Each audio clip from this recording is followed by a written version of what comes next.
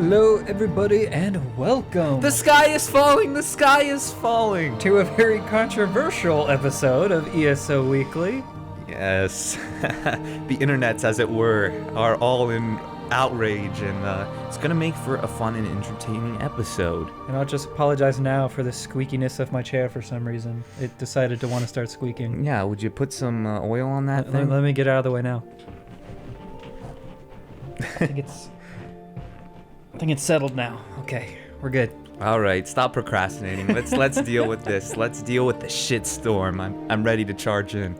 All right, so our topics for this week, as I'm sure you can guess if you've been paying attention at all to the news, the business model has been announced for ESO over at Gamescom in Germany. And I just want to say, first of all, I called it. Totally called it. Yes. Last week, did we not say, and guys, tune into the episode last week if you don't believe us, but this man right here said, well, I said they're going to make some big announcement in Germany, right? Because they always give the Germans all the good information. Right. And he was like, boom, they're going to announce something big, like maybe business model or... Gosh, why, ZeniMax, you love the Germans so much? What is so wrong with America? Yeah, America, come on.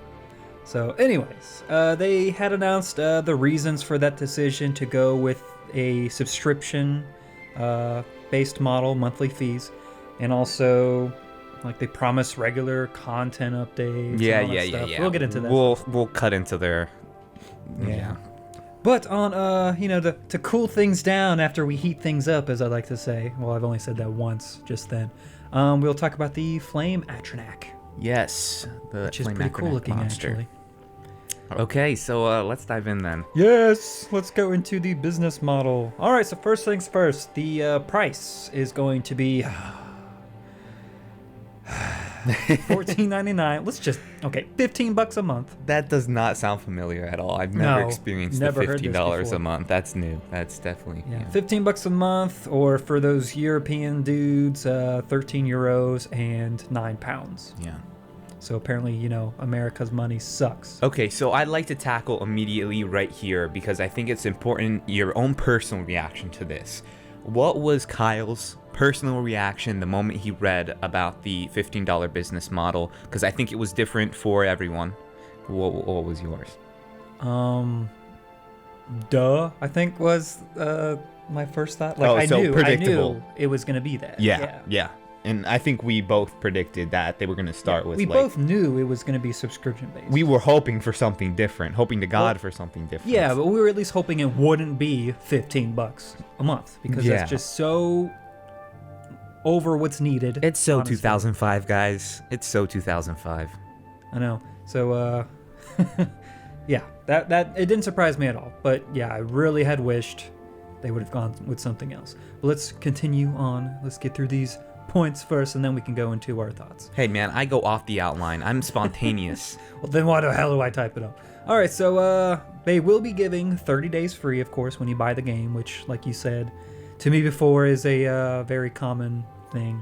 Yeah, the 30-day thing, that's a given. Don't take that 30 days and be like, oh, thank you, ZeniMax. That's such a gift. The reason they do that is because they have to do that. Imagine buying the game at release for $60 and then immediately punching in your credit card for $15. It becomes a $75 game at that point. The first 30 days is free. That's standard with any pay-to-play MMO. Yeah, but get your credit cards out because you'll probably need them to start your account. Yes, they do take your credit card information the moment you sign up for your accounts. You do get that 30 days free.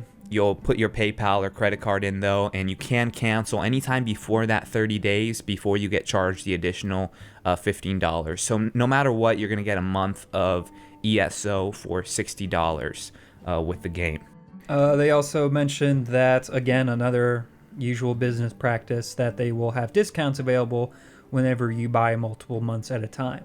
Now, we were really hoping, or at least I was kind of spitballing the idea, that they would do a drastic discount for purchasing multiple months. Like, as much as 50% would be ridiculous, but awesome.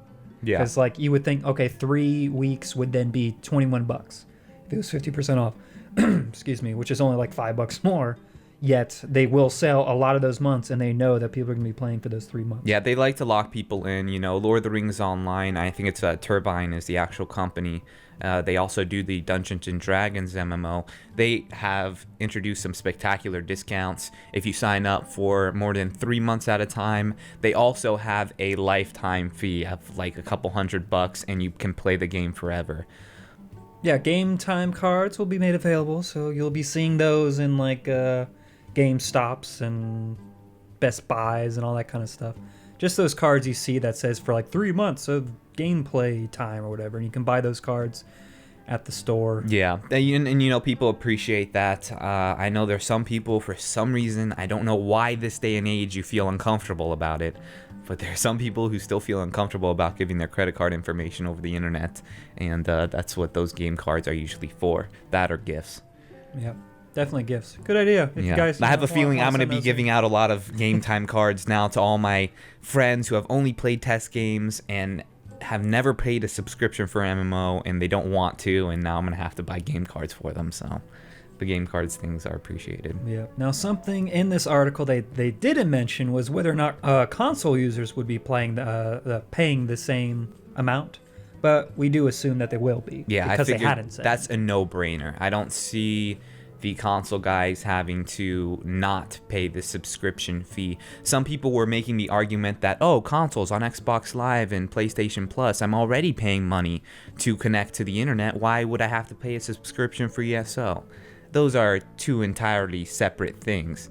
Chances are you have Xbox Live because you want to watch Netflix, and you got PlayStation Plus because you want to play online with your friends already, and you're not just buying into those because you want to play the Elder Scrolls Online. So that's just the sucky fact of being a console gamer, I guess, is that you have to pay for PlayStation Plus, and on top of like an ESO subscription fee. All right, and the reason that Matt Firor had said... Because he's got to justify it, right? And this is a quote. "The Elder Scrolls games are all about allowing the player to go where they want, be who they want, and do what they want. We feel that putting pay gates between the player and content at any point in the game ruins that feeling of freedom, and just having one small monthly fee for 100% access to the game fits the IP and the game much better than a system where you have to pay for features and access as you play." Now, they said Matt Firor said this, but I really think it was his handlers and the suits at ZeniMax who were saying this. That was a quote given to him from ZeniMax Media, the parent company. That was Mr. Firor, the sock puppet, speaking for ZeniMax, the parent company. Yeah. So here's the thing, okay? I totally understand people getting all up in arms about this subscription fee. I personally have been paying subscription fees for as long as I've played MMOs, ranging back to the days of even RuneScape when I was a wee little lad. So subscriptions are nothing new to me, and I don't care for it much. But I totally understand the traditional test fans, maybe have never played an MMO, all the single players, being all upset about the subscription fee. So I would like to point out the fact that the subscription model isn't something that's determined by the developers. This is something that was decided in the boardroom, obviously. The developers now have to play the cleanup game and sweep up and kind of justify why you should be paying the $15 a month. And Matt Firor says, okay, you're going to get content every 4 to 6 weeks, respectively, right? Mm-hmm. If I'm getting content every 6 weeks, though, $15 a month, it's got to be $15 a month worth of content at this point. You know, it's not the glory days of World of Warcraft back in 2005 where I'd pay $15 a month and not care if there was content released that month. I was just glad to have the privilege of playing the game. Nowadays, I have to get value for what I'm paying for, obviously. And $15, what are people going to expect for $15? Well, the MMO guys are going to, and I'm speaking in very general terms right now, are going to expect, you know, new dungeons, things like that. But the single-player test fans who have exclusively maybe played single-player, haven't played MMOs, they'll be expecting a lot more for $15 a month. $15 $20, that's the price of a DLC, like a Dragonborn sized Dawn Guard sized like DLC. Right. And I just don't think you're gonna see that type of content coming in monthly from the developers. It's just not going to happen. It all comes down to value, right? What do we value content as consumers? And I could totally see the never-ending, if this becomes the never-ending Elder Scrolls game where there's just new content pouring in every month, I could totally see paying $15 a month and being perfectly content with that. Well, let's go into the content that they're saying will come in with these updates. Okay. Which they say include, but not limited to, new quest lines, skills, zones, and dungeons, all of which are already in the process of being made. And this is a phrase, though, that kind of pisses me off. The fact that they're already working on some of these things to be put out, which to me sounds like day one DLC. A company releases a game, and then that day it releases, they have a DLC also that you can purchase to go with it. And so why couldn't that DLC just be included in the game? Well, that's not even a worry though with this, because since it's a subscription fee, you know that their DLC or their content isn't a ploy to get more money or anything. It's legitimately because they don't have it done yet. Because with a subscription, there's no DLC is a reason for people to pull out their wallets and pay money. But everybody is already pulling out their wallets to pay for a subscription. So I think the day one DLC doesn't apply to this.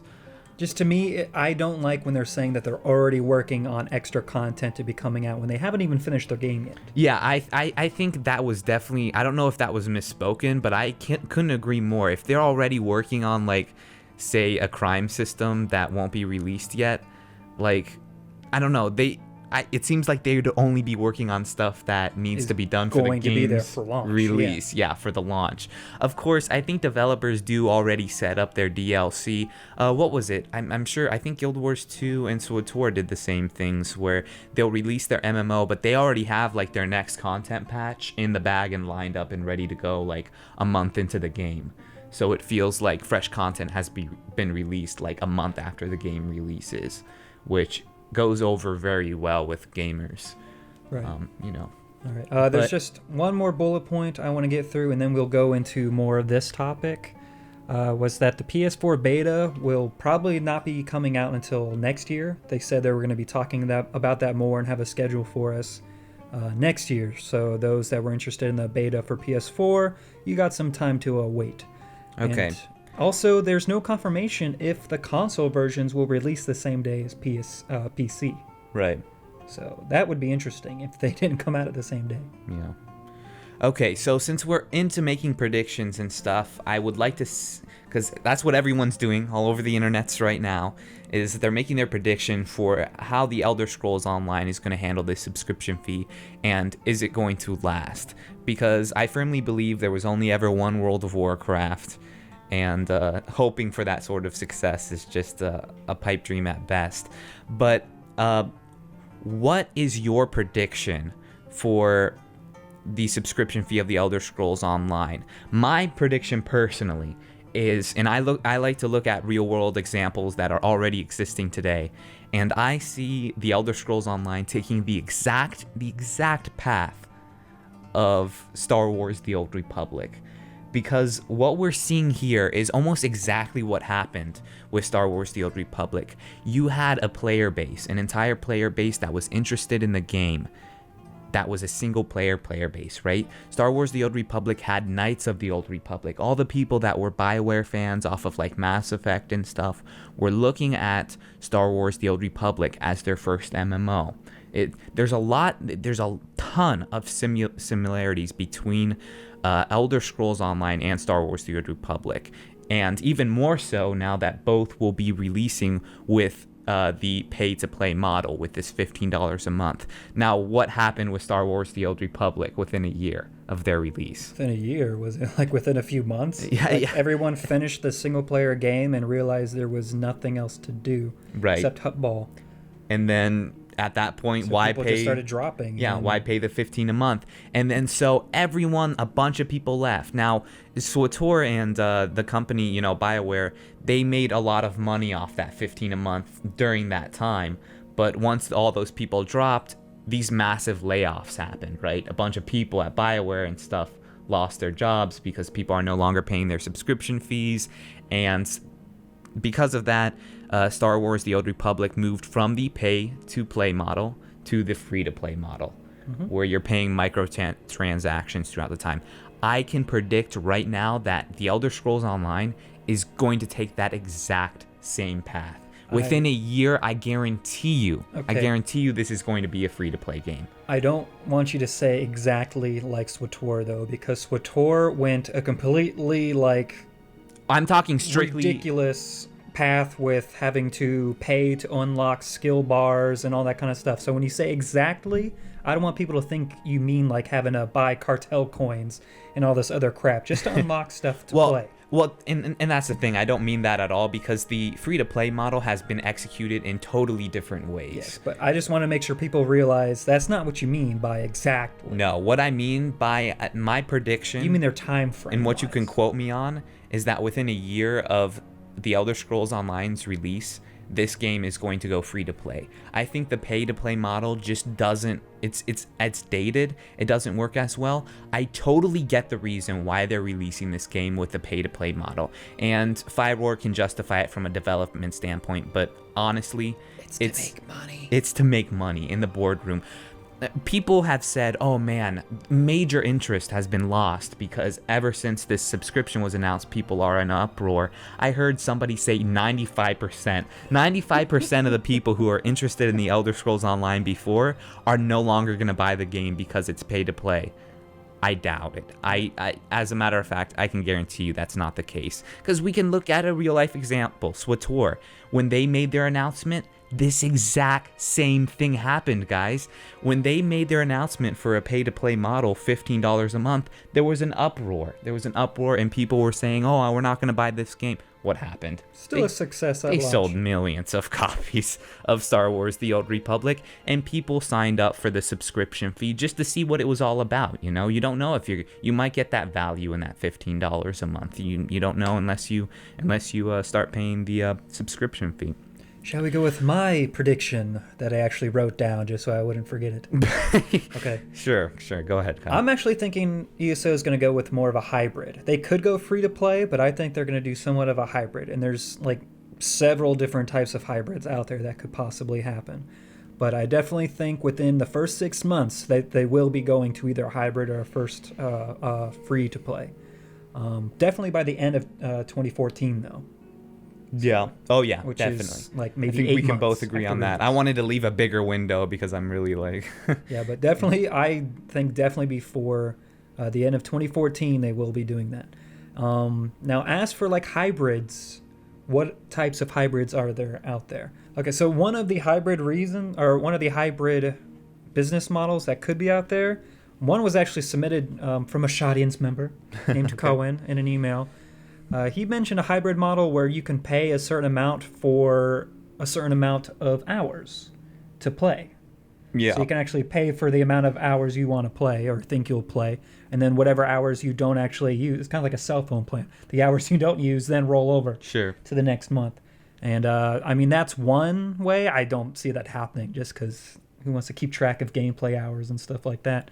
But it's a model that could possibly personally work. That would be a nightmare for me. I'd rather pay $15 a month. When I think hybrid, I think of you can either choose to play a subscription, so pay the $15 a month or whatever, and you have content coming out and it's just included in your monthly fee, or whenever content comes out, and it'll have to be a big bulk of content, a person can then choose to pay for that content. Otherwise, they'll be playing the vanilla version of the game. So like a DLC or an expansion. Yes, exactly. Yeah. So you'll be blocked off unless you paid to unlock that content. I think that would have been the smartest avenue for these guys, especially the Elder Scrolls Online, who are releasing to console users who a lot of which maybe had not played MMOs themselves. And console users are very used to DLCs now. DLCs is ingrained now in gaming, and that would have been an excellent way to introduce it. I firmly believe that this is just the trend of MMOs at the moment, is releasing with a pay-to-play model, knowing full and well that later you're going to do a free-to-play sort of thing with microtransactions or whatever. WildStar, they announced they're doing the same exact thing. I can predict you that EverQuest Next is going to release with that sort of model too. From a purely business standpoint, I mean, it makes sense to do this, right? If the first couple of months you're going to make $15 from your entire player base, why not cash in? If I was the suit in the boardroom, if I was a stockholder at ZeniMax, I'm sorry, I would have done the same exact thing. Yeah, people don't look at this from a business standpoint. They look at it from their eyes. Yeah, and only their eyes. This game has been in development for 5 years, and we're not trying to defend ZOS. Let's just Oh no, I totally disagree. We're looking with at this through a business perspective. They've been working on this game for over 5 years. They have all that development cost to be making up. That's not going to be made up from just the selling of this game. I mean, that is a lot of money they have to make up. So that's why they're going to be charging this monthly fee while they can keep people in there playing. If people see after a few months that there's not enough to do, then they might start leaving. And that's when ZeniMax is going to be like, okay, go ahead and make it free to play. Yeah. Or the hybrid model. Because by then they will have made their money back and hopefully then some. Actually make a profit, since that's kind of the point of making a game, honestly. Yeah, that is the ultimate goal, isn't it? Yeah, so, I mean, that's why they're doing this, basically. Yeah, regardless of what, Firewar says. Exactly. All respect to you, though. There's all the perspectives. I don't agree with the payment model, although I totally understand its merits and where it's coming from. I would have made a different decision. Kyle, I think you're also there in the boat. You have different ideas for it too. At least make it $7 a month, Jesus. Yeah, $5. I mean, the price of a sub would be nice. Definitely would be better. 15, I don't know why, but anyway, those are all the perspectives. Those are all the trains of thought I could possibly think of on subscriptions and things like that. If you guys want to let us know what you think about it personally, and if you have any more insight or perspective on this topic, definitely let it known. I'm sure this is going to be a hotly debated topic for the next couple of weeks, without a doubt. Here was a question, though, and we can't help but laugh at some of these when people really bring this kind of thing up, is can people actually afford this monthly fee? Oh, yeah, I know. Coming from a kid at his computer with internet, air conditioning, lights on, they can't afford $15 a month? Yeah, I've never bought into the I can't afford it. You might not want to afford it, and you have other priorities, but yeah, I highly doubt, unless you're a starving child in Africa, you can afford the 15. Wouldn't be able to type that comment on Facebook or YouTube. Yeah. Just stop saying you can't. Go get a paper route. Go get a paper route, and then you can play. I could afford the RuneScape subscription fee with my meager allowance when I was like 12 years old.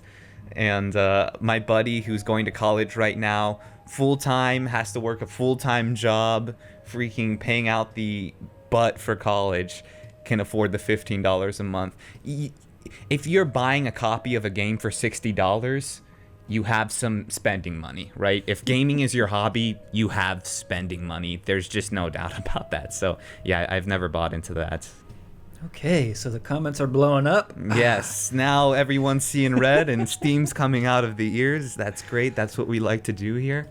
It's kind of our thing. But now we shall settle down and look at a nifty, well, I don't want to say new creature, because we've definitely seen it before if you played Tess, but a new take on it, at least. Looks a little bit different. The Flame Atronach, or Atronach, or however you want to say it. So let's watch it. So, what do you think about the lovely Flaming Lady? Flaming Lady, I gotta say, I've got the I'm kind of turned on right now. With her tig all bitties. I've always even when I fought them in Oblivion, is it weird to be kind of turned on by an element? Well, if you're going to be turned on by one, it might as well be fire. I mean, you're probably turned on by it too. I know you like the flaming redheads. You must like the flaming. That's true. I do. Flames. I do like the redheads. So maybe that is a little bit. It kind of transfers over. Yeah. But yeah, flame. I mean, the mannerisms, the kind of animations they were doing, very familiar to what we've seen in the past test games, right? Even when they're throwing their fireball and stuff around, they're doing that kind of spin. They spin in like 360 degrees, and yeah, it all looks very familiar to my test experience. So I like it. They still do the whole explosion thing after you kill them. So just in case you're low on health, that's their final screw you, and then they blow up and try to kill explode, which is very cool, very Flame Acronac of them to do. We also saw something else that was very interesting in that video, which I don't think I have seen before. Maybe we saw it on a live stream and I just wasn't paying attention. But it was the whole dodging mechanic, where he was rolling to the right and dodging out of the way of an ability or something, which was very cool. It was a reactional thing because the Flame Acronac was like summoning flames out of the ground or something, so that was neat to see. Yeah. If you would like to read up a little bit on it, they talk about the whole sound and stuff that they had to do and all that jazz. Yeah. Go down in the link in the description below. If you're interested in all the boring details. Yeah. So that was actually pretty much it for the news.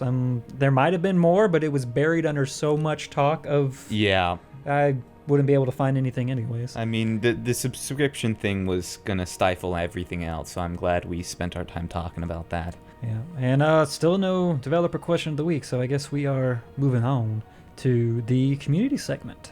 Starting off with questions from the audience, I suppose. We only have 2 this week, I'm afraid. So the first one is from Noah, and it's about the future of test gaming. Hey, ShoddyCast. Quick question. Elder Scrolls Online is gonna bring the biggest map we've ever seen in a test game. So, what is this gonna mean for future test games? Because they're opening up the entire map. Like, are they gonna try and bring new areas we've never seen before, or... Like, I don't see them getting any bigger than the whole entire Tamriel map. So, Noah, future test games, now that ESO is covering, pretty much the entire map, except they're not.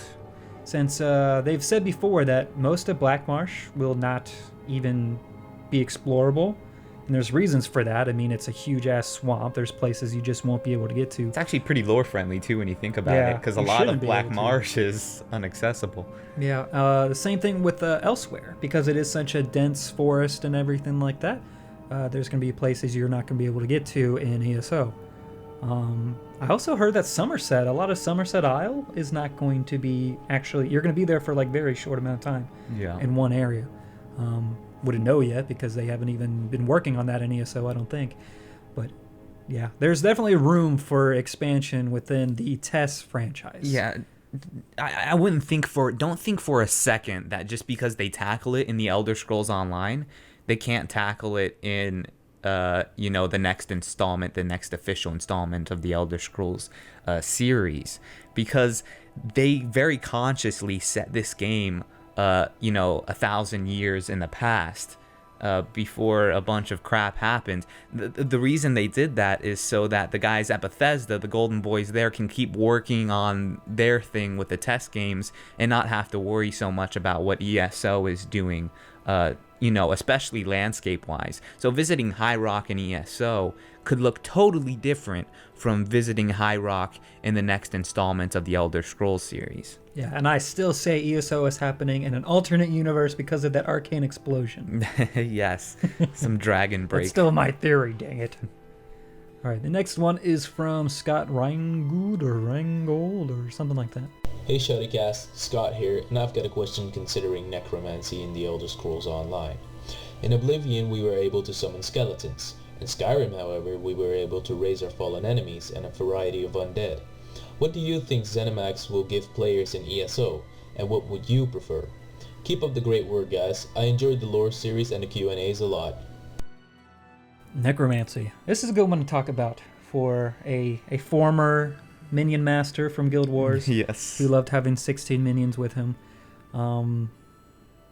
We don't know yet. Like, what is the necromancy skill line going to have? All we know is, like, it's involved in some way with the Mages Guild. That's all we know. Yeah. So what do you think? Are we going to be I don't know. raising dead things, or can we just make skeletons come out of thin air? They just pop out of the ground? I would imagine a sort of an enemy falls on the ground and is dead, and then you can resurrect them, but you don't resurrect that actual player model like you saw in in Skyrim, where you actually brought him and reanimated that corpse to life. And it's instead going to be like a skeleton. A skeleton's going to rise out of that. That's very Guild Wars. Yeah, it's a very Guild Wars system, and it seems more like an MMO-friendly way to go about it, more MMO approach. But yeah, that's my prediction anyway. Totally speculation, though. I don't want skeletons. Skeletons are boring. I want something cool. Oh, I agree. I totally agree. Something gross and like stuff falling off of it. That'll never happen. Skeletons are the most innovative thing ever. They're just... They shouldn't be walking anyways. They don't have muscles. They always How are look they moving? the same. Magic. I guess. Magic. I don't know. Do away with the skeletons and come up with something original. Come on. Anything else to add on that? Nope, nothing to add. All right, good. There you go, Scott. You got our boring answer. Yes, our professional opinion. And now let's go to the sponsors for this week. All right, so first one is from our friend Mark Dixon. Mark Dixon. Even the dragon god of time has his limits. Akatosh can no longer contain you, and your soul seeks another host. As Akatosh, you were able to grasp the boundless concept of time with ease, but its darkest secrets were hidden from sight. You wish to truly understand the tides of fate, of past and of future. Your soul enters Apocrypha, and with a quiet satisfaction you roam the endless libraries with ease. Mark Dixon, henceforth you will be known as the guardian of the unseen, the knower of the unknown, and the master of fates. We hereby name you Hermaeus Mora. Next one is from Alex Sotelo. Yeah, that's it. A new donor here, Adam Ninsewitz. Nice. Is that good? That was totally this next one is accurate. awesome. Another new donor, Vladimir Kirilov. What? Ah, Kirilov. Yes, that guy. Kirilov. That would have been weird. A whole bunch of new donors. Look at this. And a woman. Look at this. Clara Edmonds. Thank you, ma'am. Thank you. And another ma'am. Lila Gayfar. Gayfar? It's raining women. Hallelujah. It's raining women. Wow. Sergey Pushnikov. Oh my god, these names are epic. Why can't I have a Russian? You got a lot of Russians. Even That was the worst one Russian of those was from accents. Israel. Seth Hillman Johnson. Hello, sir. Using his account this week again. Good job there. Someone who wanted to be known as Mara. I don't know if they wanted to be the deity or not, but let's just go with Mara. Okay. Not the deity. I haven't wore the deity Not the Mara, deity. but you're another person named Mara. Okay. Aaron Kousak. Man, I wish I could pronounce some of these names. Charles Cameron. Hello. Robert Brother Coates. of James Cameron. No relation. Robert Coates. Devin Dunn, another newbie. Hello. And James Davies. All right. And now, hey, we got one from Mike once again. Ah, been Maik a is few back. weeks. Welcome Yes. back, Maik. Warm sands. Do you want to do this one? Oh, no, that's okay. Does that mean I have to do the crappy? Mike stole a few septims from a drunk Nord, and he wishes to donate it to the ShoddyCast. Mike is done typing now. And then in parentheses, which kind of totally breaks the character. Hey guys, sorry I can't keep up with the donations. College is coming soon, so I have to spend my monies wisely, but I will donate more. What? No, school isn't important. ShoddyCast is important. ShoddyCast first, everyone knows this. Gosh. Mike knows this. You The must nerve. trust Mike on these things. A donation from another newbie, Courtney Vermette. You guys are awesome. I love listening to your podcasts, especially as I play Skyrim. What kind of accent I was don't that? know. That was like all over the place. Looking very much forward to ESO. And yes, this is a girl donating. Oh, an Ebonheart Pact for life. What? What? You were cool in my What? book until you said that. Yes, you were cool because you were a girl, and then you weren't cool because you were for the Ebonheart. Russell Hanson returns. Oh god, people are about to cringe. Plug your ears. Another moist donation for the week. Keep up the good work. Thanks. And for the queen. For the queen! Yes, a lot of people don't like that word, apparently. I don't know if you knew that. What word? Moist. Moist, yeah, that's the one. I don't of like, people you don't know like what it. word I don't like? Cyst. Ugh! Pus. Ugh! Okay, now everyone's done cringing. Richard Jordan Zenithar. would like to announce his guild, Obsidian Brotherhood, an Ebonheart Pact guild. I can do this. We believe It's in you, for Kyle. PC only. Must be 14 years or older to play. And on the North American server, you can see them over at obsidianbrotherhood.com. And their little quote here: "All of us united plan to lay waste to the Armory forces on our way to the Ruby Throne. We will not hesitate to do so. Please sleep with one eye open. Our Nightblade population growing a bit as well." And a new donor here, Nestor Ledden, who's actually working on a blog on the business perspective of why MMOs fail these days. And he would know a little bit about this because he is a CEO of a gaming development firm. Really? Nifty. Wow, that is neat. And he said he would send that to us so we can look at it and possibly do a vid, should it warrant it. That's great. Yeah, Yeah. definitely. That's cool. Another newbie, and this one I had to shorten a lot because it was like 2 paragraphs long. Oh, jeez. And I would have been dead by the time I finished reading it. So Bradley Rooney would like to say greetings and salutations. I am Revern. Oh my god. Ruanads. Archmage of the Shadow Brotherhood and the Great Aldmeri Dominion, seeking for new recruits. The voice in my head that tells me what to do, Shagrath be praised, wishes you to know that you can use any of the 3 magic boxes known to cast the MMO spell to aid our cause. We can be further summoned on Tessoff.com. Long live the Queen. Long live the Queen! So I could barely get through that. Could you imagine if it was too... Oh, gosh. Logan Nickel, like the coin. Please. Our peace and love from the human Floyd. I'm not sure who that is. Is it related to Pink Floyd? I don't know. And hey, Martin Hirschner's back. And I kind of forgot to mention this last week. His Daggerfall Covenant Guild trading, or Tamriel Trading Company.com. Indeed. Yes. And then my favorite last name to say, Benjamin Aust.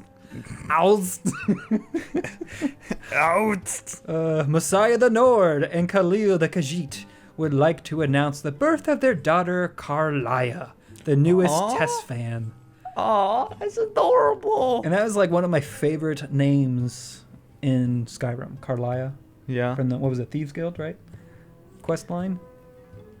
Good name, good choice. Yeah. And if that is a real baby, congratulations. Yeah, I to think you. it definitely is. Send a pic of the adorable child. Send the baby, Mr. Benjamin Aust. Yes. All right. And that concludes the sponsors of the week. If you would like to sponsor the ShoddyCast for some terrible reason, you can head on over to the Wow. ShoddyCast. Way to market us there, Kyle. Excellent. Head over to our website, ShoddyCast.com, and you'll see a donation button on the right-hand side of the screen. If you donate $10 or more, you can leave a promotional message, which I will then butcher through on the next ESO Weekly. Yes. Any and all donations go to the benefits of the ShoddyCast channel, not in our pockets, but in the pockets of better content for you.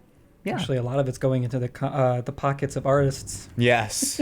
Yes. The Storytime series is chugging along, which leads us to the end of our episode and the announcement that although there is no Elder Scrolls Lore series episode this week, we do have the next installment of the Storytime series tomorrow, Saturday. Yes. If you like Bethesda games, you will like this next installment of the Storytime series. It's Fallout. It's like it has something to do with a vault. A vault, something and about you a being dweller. some kind of a vault dweller, and you like save it. Yeah, something to do with that. I'm not sure what game that is, but Yeah. Yeah. And if you're not a fan of that game, then you just don't know what good RPGs are, quite honestly. You need to broaden your horizons past Elder Scrolls, man. I'm sorry. All right. So, ladies and gentlemen, thank you so much for tuning in to this episode of ESO Weekly. As always, I have been Josh. And I've been Kyle. We'll catch you later. Don't forget to like and share. Boy.